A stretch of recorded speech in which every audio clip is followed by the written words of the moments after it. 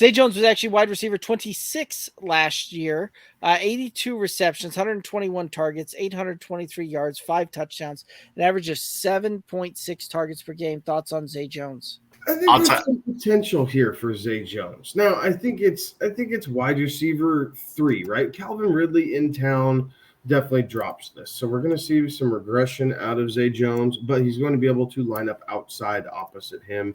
So some opportunities are going to be there nonetheless. Probably not my first choice as, a number 3 wide receiver that I'm going to be looking to draft for fantasy. But I do think that there's going to be some upside there.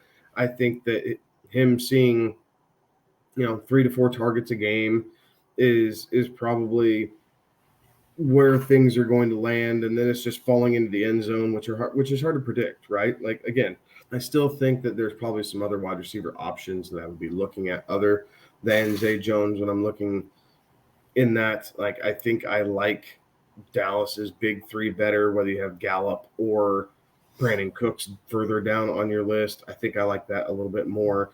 I think I like what's going on in Seattle with JSN and Lockett and DK a little bit more. So I guess it'd be JSN over Zay Jones. I'm not opposed to it when you're filling out some depth pieces, but I don't think that he's going to be big splash material, right? So maybe a best ball format to try and capture the one high week. Yeah, I think, we talked about the impact that Calvin Ridley is going to have on Christian Kirk. I think it's more of an impact on Zay Jones here.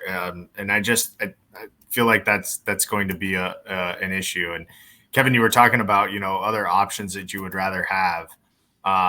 This is kind of in that same area that we were talking about with Tank Bigsby, right? In that one, the 140s area, 150s area in terms of draft. And that's where your Donovan Peoples-Jones are, your Zay Jones, Romeo Dobbs is going there. So like those are other places that I would look. And honestly, I'd probably look at those other 2 receivers more than I would at Zay Jones. But Zay Jones for me, best ball candidate. That's about where I'd leave that one. And